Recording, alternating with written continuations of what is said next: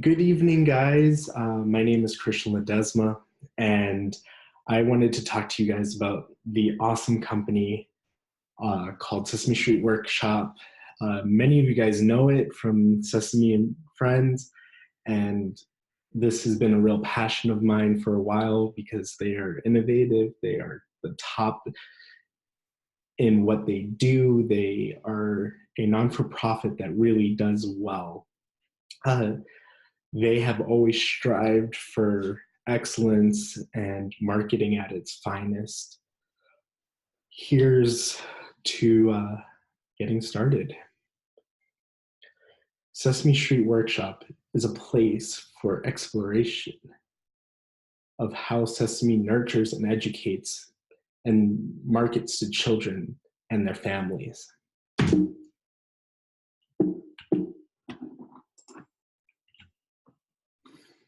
A brief little history about Sesame Street Workshop. It started off with an idea that Joan Coney had in 1966. She was wondering how she could use the medium of television to educate children and to bring an idea to neighborhoods that were underdeserved, low income, neighborhoods that had challenges in their upbringing. So she did some research and she had an idea to market to kids that were 3 to 5-year-olds. These kindergarten age students, children, were going to be her main demographic. So she did some research and she realized over half of the nation's school districts did not have kindergartners that were attending kindergarten in those districts.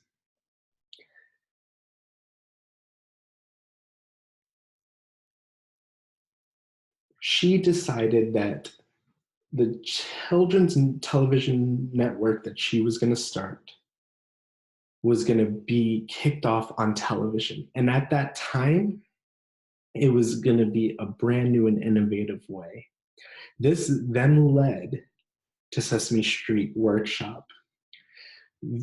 Lloyd Morrisett, the VP of the Carnegie Corporation, took that idea and said, you know what, we're going to make this free for everybody. And we're going to put this on the public broadcasting network. To this day, Sesame Street spans the globe in marketing, and there is not a kid that doesn't know who the Muppets are, such as Big Bird, Elmo. It is an excellent, excellent program. In my paper, I decided to focus on 4 major areas. One was marketing to military families and veterans. And 2 was the healthy food initiatives. 3 was special interest groups and special needs groups. And 4 was the Muppets and how they fund the Sesame Street Network. My research for this paper spans from 1999 to roughly 2004, 2005. My interview with Mr. Ming, and you'll find out who Mr. Ming is later on in this paper.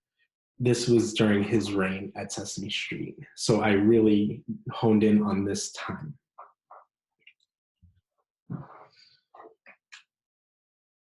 Marketing to military families and veterans. This is probably one of the coolest things that brought a smile to my face and just joy, and I don't even know how to describe it, but it made me feel warm and fuzzy inside. There is an estimated 23.4 million veterans in the US today, 2 million active military service, and there's 3.1 million immediate family members. Sesame Street, from its infancy stages, has always targeted problems in its time. So, since I am focusing on 2000 to 2014, there was a big war happening in the US. Sesame Street decided that they were going to take on this challenge. They brought in Muppets resources, psychologists, everybody involved. It was an all hands on deck, and they wanted to establish a way to talk about coming back from war. If a father was coming back from war, specifically a father was coming back from war and had deployment issues such as being away from the family, family health, grief, injury, routine, self-expression, mental health. There's a multitude of issues that could arise from a parent coming back. So what did Sesame Street do? They decided to create little vignettes, little resources to educate military families and their children to reconcile the difficult life changes that were going to come. In the corner of the slide, you see Elmo. Elmo's a huge character for the Muppets and Sesame Street. So what did they do? Sesame Street made a Muppet that was Elmo's father, and they went through the whole stage of how to accept and how to talk about these deployment issues with the two, and they made programming. And one of the coolest things when I sat down with Mr. Ming and talked about it was that it was so accepted that the military made it a requirement to have that the military and the Army and the Navy go in and have individual resources for these parents so they can talk to their kids and have a general understanding of how military lifestyle was going to be. Next was marketing healthy food choices to children. This is where it gets fun because it involves, I believe, one of my favorite presidents and his wife, Michelle Obama. It is reported from the CDC that during the time frame that I'm looking at, it was 38.8% of the population ages 2 to 19, kids were obese. This was crazy to me. I did not know that when I first started writing this paper. It was eye-opening. Michelle Obama's Let's Move program, plus the My Plate initiative, sponsored by Sesame Street, was such a great combination of resources and celebrity involvement to get kids moving. Let's Move brought healthy food into the public school system. This was where they were served in their cafeteria healthy food. And what was cool about it was using the Muppets and using Sesame Street's platform, they made it fun to eat healthy food. I know when I was a little kid, I didn't like my carrots, I didn't like my vegetables, but that was because they weren't fun to eat. They were, you better eat this or you're not getting this. The Muppets made it fun. And that's what Sesame Street was all about. And I really like that concept of making things fun.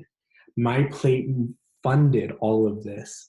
My Plate was done by Michelle Obama to bring resources and financial resources specifically to fund these projects for kids in America. Marketing to special interest groups and special needs groups. In the corner at the bottom of the screen, you see a Muppet. This brings a tear to my eye, not only because of my struggle as somebody that has used the American Disability Act because of being dyslexic, but it shows that people really care. And this is where I believe Sesame Street shows that they have a heart. Her name is Julia. Julia was a Muppet that was made out of kids being on the spectrum. Being on the spectrum is known as autism. 1 in 68 American children have been diagnosed with autism. I'm just gonna go out there and say, I'm gonna take this quote directly out of my paper, and I love how it was worded. Sesame Street is doing their part to educate children about what autism is and how it relates to other children who have it. For some families, it is reassuring to have a character that they can relate and help understand what the experience is. This is huge. This is a company that's a non-for-profit sharing their heart. In schools, we have a problem with bullying. If you can learn how to educate a child about differences before it gets out of hand, you're setting up a kid and a generation to succeed. This is how I know Sesame Street is going out of their way to make a great experience for others. It has been an honor to see this Muppet. I actually got to meet the voice of Juliet back in about 3 years ago. And I remember thanking her and saying, I had a Muppet that I could relate to. Not that I was autistic or not that I was on the spectrum, but somebody that was different and out of the crowd. I really enjoyed this part of the paper. Marketing the Muppets. The Muppets, the Muppets, and the Muppets. I cannot stress it over and over and over again. Sesame Street has always strived to be a media company. They started off on television. So during the time that I'm focusing on, Sesame Street talked about making content for children, but they didn't go the normal route because they were already on these platforms. Everybody's big push was to social media and to computing and to the internet. Sesame Street was already there because they were born on media. So there was a big misconception that just because they were on TV and they had enough money, that they couldn't lose money. But that is simply wrong. The Muppets funded 80% of the business that is called Sesame Street Workshop today. The rights to the Muppets. Everybody wants a Tickle Me Elmo for Christmas. This is huge because children have a tremendous amount of influence over what their parents spend their money on. I think of my baby cousin.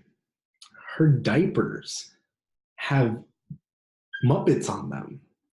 I go to watch the Rockefeller Tree for Christmas, and Miss Piggy is hosting it. I can't go anywhere without seeing a Muppet.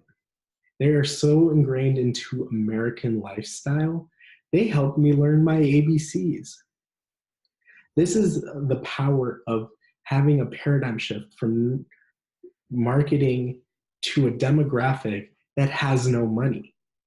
This is crazy to me because if you think about it, the people that watch Sesame Street are 3 to 5, but they watch with their parents. Their parents also watched Sesame Street. So there's an intergenerational concept of having these Muppets, and they've done a phenomenal job at it. Intro to the video. I am done with my PowerPoint right now, and I want to thank you for watching or listening to me. But I got to sit down with somebody that's very influential in my life. And hopefully you can see how he is influenced my way of thinking and my marketing plan. He is the former CEO of Sesame Street. Uh, this is why I was waiting to the end. And since I sat down with him as a key resource, his reign at Sesame Street spanned from 1999 to about 2004. Now he just does consulting. So here it is. I'm going to link the video up now, and thank you so much.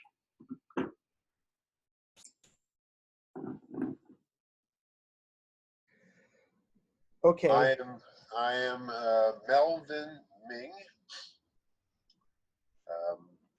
I retired as CEO of Sesame Workshop, the proud producers of Sesame Street, on December 31, 2014, after having worked for Sesame Street, Sesame Workshop, for 15 years. I got to Sesame because I had done work in media. I'm a certified public accountant, and I had been hired to do a rescue and a turnaround at National Public Radio in 1982,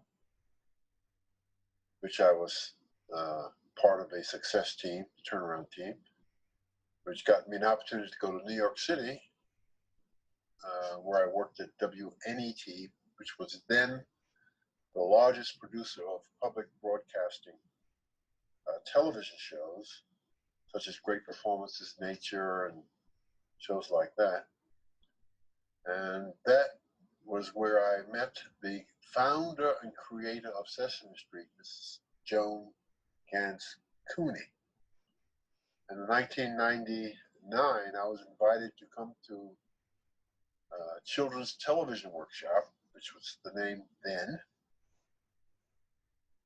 to work as the chief financial officer, because Sesame was facing some structural operating deficits, and I there had some success in getting the business righted. So I've been at Sesame for 15 years, seen it really flourish, and it continues to. It's just a wonderful work experience, one that I treasure, because for me, it was a combination of my values, what I believed, an opportunity to work, be paid, and support family, community, and things that are important to me. Thank you so much. Good enough? Yeah, that's perfect. I have a few questions for you. The first question is, your time at Sesame Street, what were the top marketing incentives that you brought to Sesame Street, and how did you undertake these incentives? At Sesame Workshop, the term marketing had different meanings depending on the economic environment, the company's position, and just the ability of the workshop to generate the resources to do its work. So at the end of my tenure there, while there, I was the chief operating officer for about 8 years.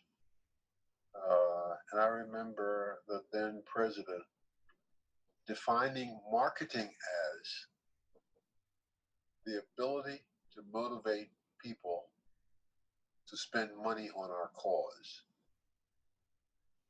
Interesting. That was distinctive at that time because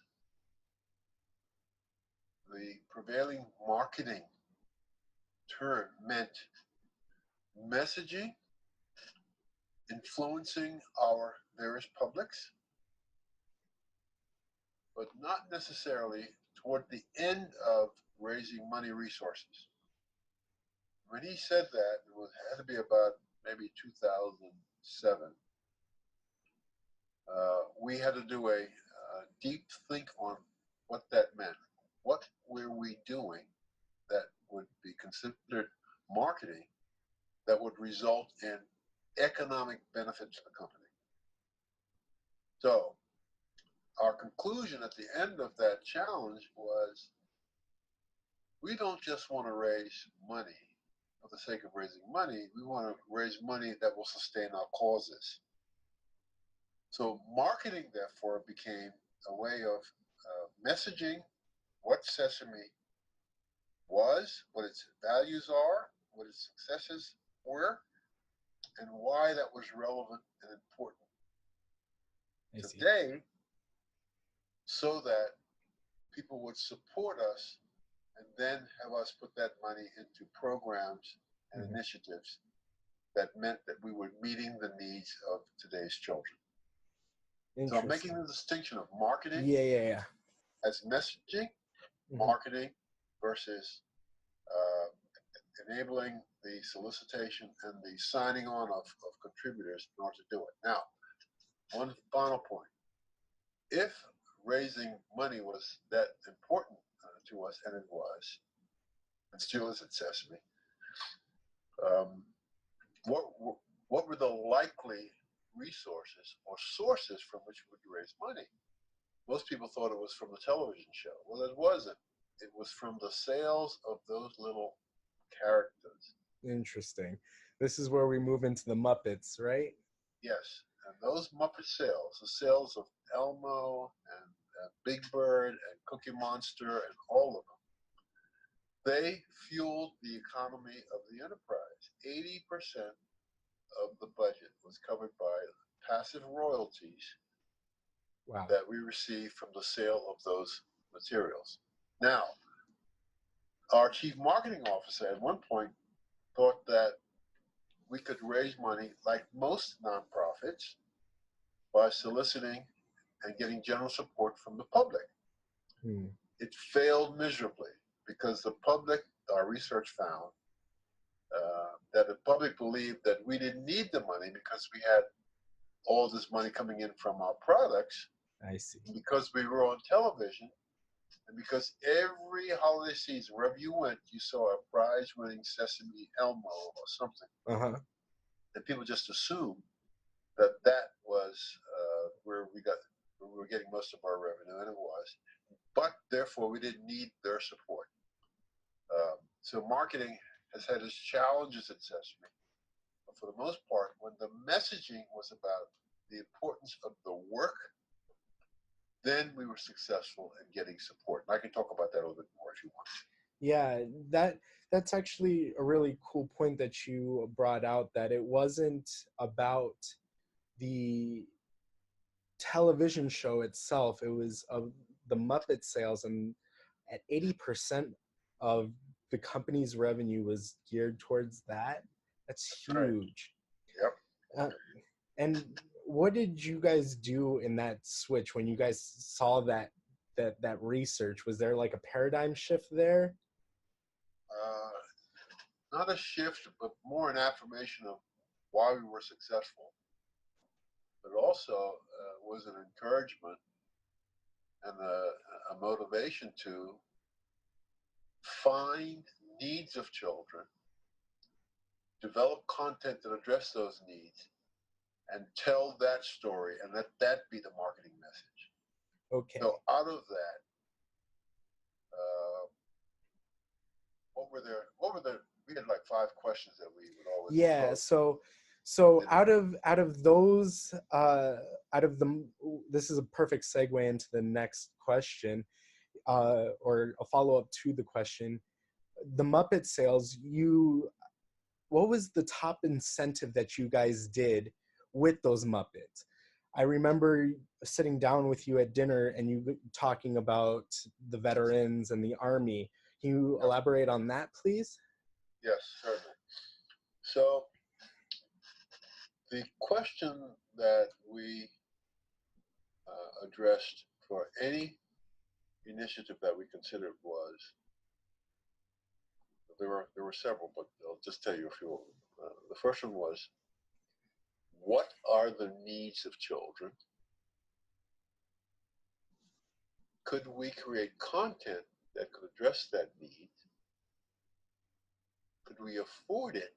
That is, would there be money to afford it and sustain it?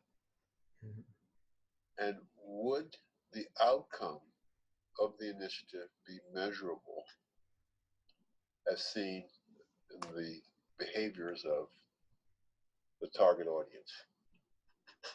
So we're doing a television show, Sesame Street's on every day at the time on PBS, widely received throughout the country, expected to be relevant in the lives of children. And it worked mostly because it was not in its early years and really until the advent of social media. Children did not watch Sesame Street alone because the target audience is 4-year-olds, Mm-hmm. then 3 and 4s, now 2s. And when you were a kid, you didn't watch television alone. No, I watched it with my mom. I watched it with my grandmother. There was an adult. And that intergenerational connection permitted learning and reinforcement of the messages, but it meant that the show had to be written so that adults would watch, Mhm. and it had to be entertaining for the child. That was the secret. And what the Muppets did, the Muppet as a vehicle attracted the child, made humor for the adult, and permitted the kind of engagement. That's awesome. All right. So Now, so with that, and I was at Sesame from 1999 to 2014. 14, yeah. What are, let's say, in the what were some of the challenges that children were facing, and that we addressed to consider what we might be able to do about it?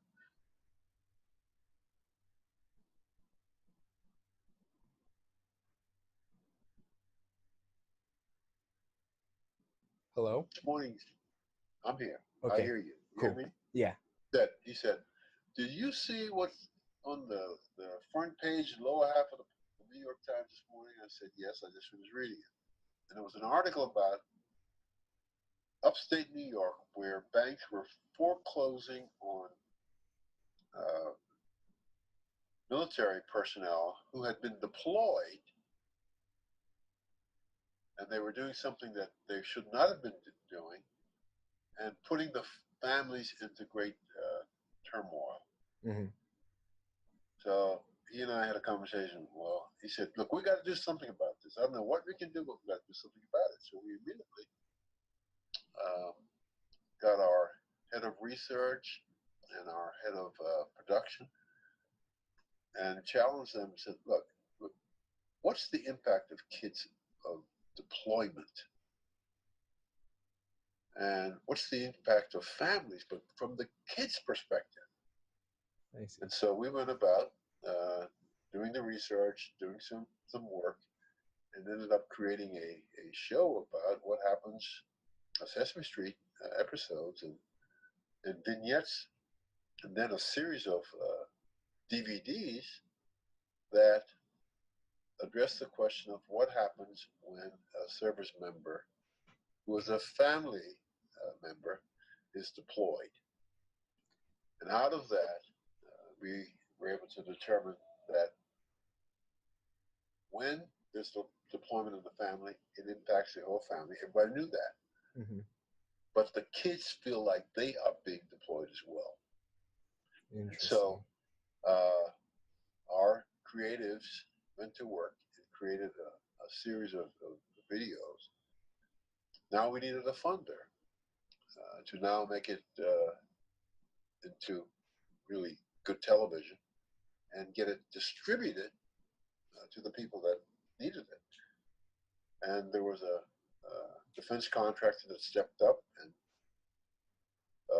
funded a portion of it. We went to our broadcaster who funded another portion of it, but we got it funded to the like $14 million, something like that, this initiative. But here's what the remarkable thing. Years later, I was able to meet with the Joint Chiefs of Staff. I met with the Commandant of the Marine Corps. And he shared with me that after he saw how Sesame had introduced for children and for families what deployment meant, he issued a command, and it resulted in every deployed Marine got that DVD pack of when about deployment, and it was very successful. I did not know that part, but that's phenomenal. That's true. And the next thing that happened, that was so successful,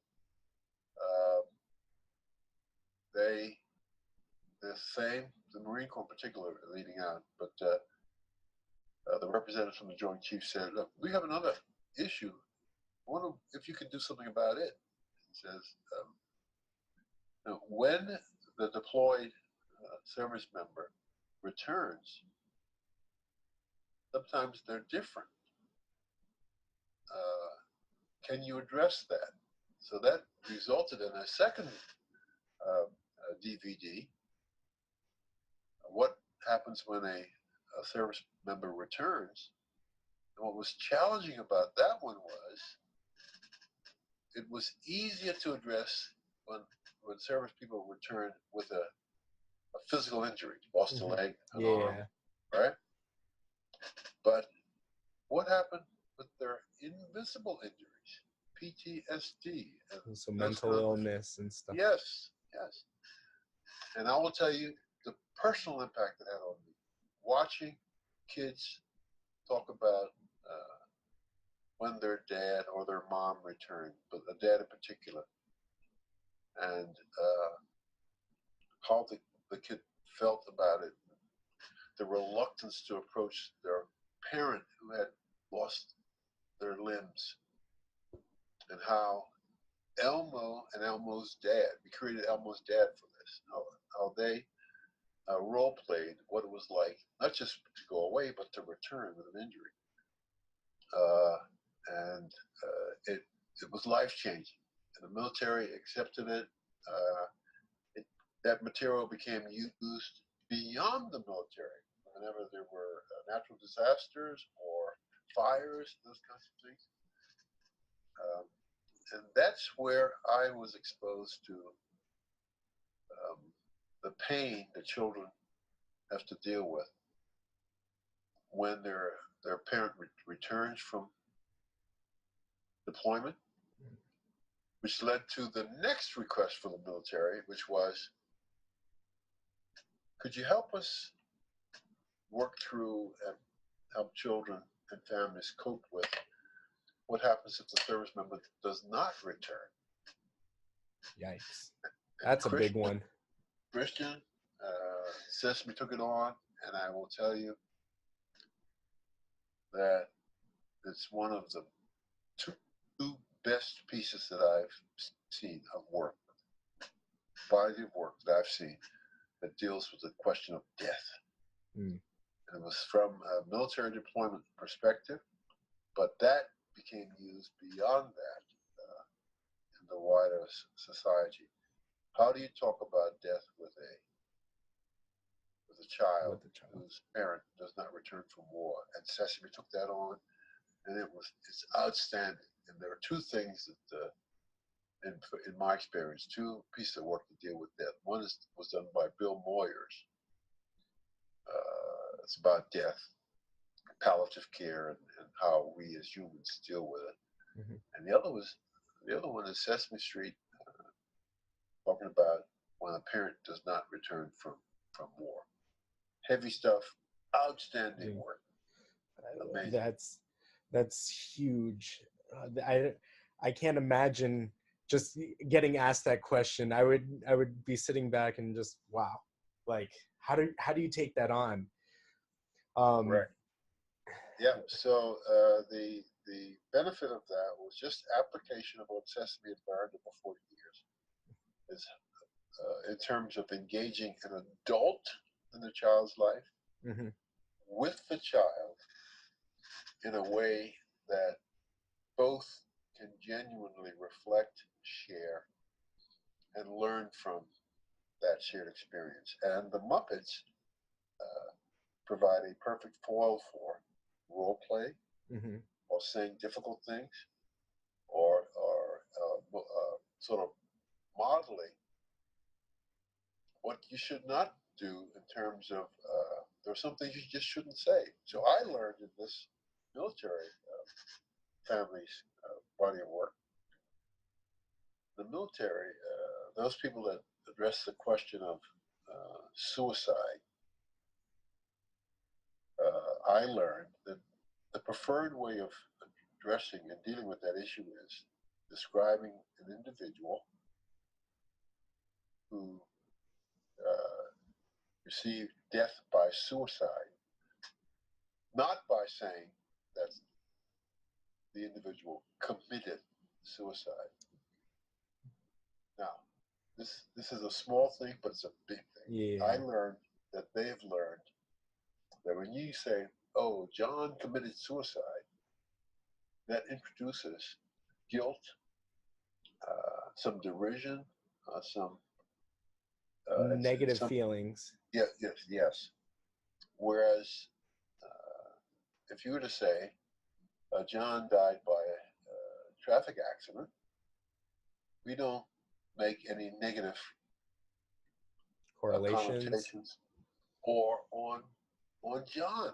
He just died by an accident. Yeah. And that's the application when we talk about someone died by suicide. You remove the stigma or the negatives of it. He went and did something that was just grossly inappropriate and is terrible. And he's a bad person. Yeah. And by removing that stigma, we permitted families to healing and yes. So that was Christian. That's one, and it's been phenomenally successful. There have been lessons learned from it. I think I'm not at Sesame, but I know I keep in touch, and they keep in touch with me. But they're doing a project. Just they won a MacArthur Award of $100 million for a 10-year project to deal with refugee children. Interesting. And Syrian children are the most deprived of the refugees today. Well, some of the lessons learned from how military families cope with trauma, with uncertainty, are now being applied to how refugee children can be able to cope with those kinds of difficulties. So these initiatives sort of build on one another. I see. So we just talked about one. Yeah. And I just have one more, and then we can wrap it up with the final question. Is during that time period you were president at Sesame Street, you also had a huge epidemic with obesity. Yes. And children that were overweight. And that was something that was not on the abroad front, but on the home front. You needed to address it. And Sesame Street, like you said, has always been the company that addresses issues head on. Yep. So how did you address this problem?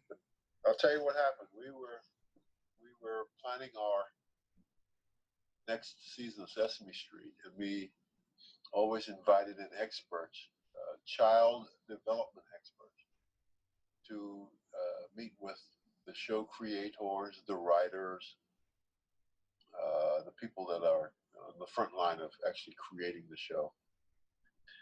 And we, through our research department, actually force a conversation, a mandatory opportunity to have the creators meet with people who every day are being confronted by the challenges that children face. So this was some years back. This is before people were talking about childhood obesity as a problem. Now they've had, goodness, President Clinton take it on, Michelle Obama take it on, and many initiatives around childhood obesity. But then it was just this, the science was beginning to emerge as to the impact of this and how pervasive it was, and how good at one point a third of America's school-age ready children were being considered to be obese. So what could Sesame do? I'll fast forward. Did all the research, did a bunch of stuff, and came up with some show vignettes that actually ran on Sesame Street. Mm-hmm. That same material became used for the Sesame Live traveling show. So the theater production of Sesame Street. Yep. Yes. And did that include the Muppets as well, or was it? No. Here's what happened. The Muppets got supplemented by vegetables. Interesting. So we had a talking broccoli, a turnip, a strawberry, and you had interaction between Muppets and these props, which were talking vegetables. And it worked.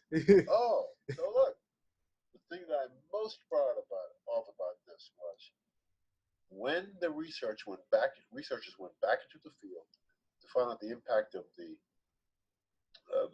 material that had been created before it was aired, widely distributed. Kids watched. Mm-hmm. I mean, who wouldn't watch Elmo interacting with a carrot? Yeah. Broccoli. And so it was working. A few things happened, like it was so well received that we received a license and a request from a food producer to have Sesame characters put on vegetables in store. So Elmo became a part of the sales campaign for National Growers Association for fruit and vegetables. The thing that kids took away from it, and you know how some of the Sesame jingles work? Yeah. Okay. Well, the message that I recall that struck home was around this notion. If you will eat your colors, you will be healthier. Think about it. If you will eat your colors, you will be healthier. And kids got that. That was their takeaway. So greens are the vegetables, reds are the fruits for the most part, and the oranges are the something. That's awesome. Just eat your colors. Now, meanwhile, the science, there's work done from a scientific standpoint about whether or not kids could eat healthy. And one of the findings was if we could offer children a colorful, healthy meal, they will eat it. Wow. So as a young child, you, Christopher, if your parents put before you greens and reds, and whites, potatoes, and all that stuff, and encouraged you to taste and work with, just eat your colors. Your meal is complete when you've eaten your colors. You, as a 3, 4, 5-year-old, will do it. And see, that's just positive correlation because now their favorite characters are wearing it, eating it. It's all positive association, and that's awesome.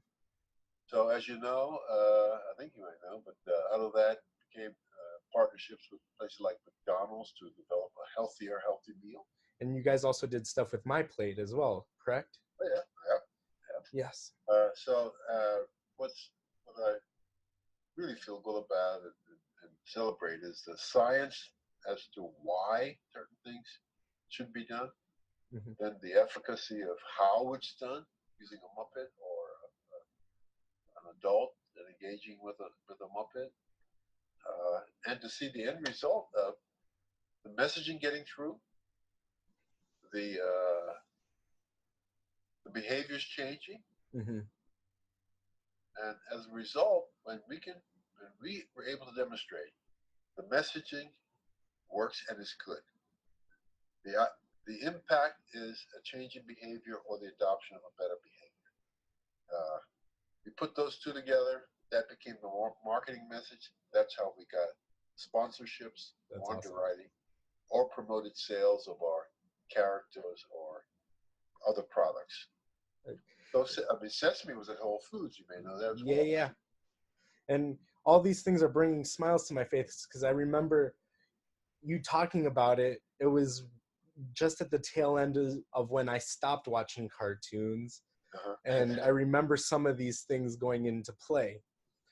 So, yeah, it just brings a smile to my face, and it makes me feel warm and fuzzy that you were a part of it, and Oh yeah. that I got to see it from your perspective, from a child perspective, and I'm really happy I'm going to be writing about this. Good. So one thing, there was a documentary done, "The World According to Sesame." Mm-hmm. It's probably on YouTube, but if you look that up, it's based on two individuals who had been exposed to Sesame and had read one of the books about Sesame and its history. But they did a documentary, and actually it took them like 3 years. But it's the best, I think, that I have seen to date about the story of Sesame Street, how it works, and how it applies, how it has had application beyond the U.S. That's awesome. I'm going to stop the recording here.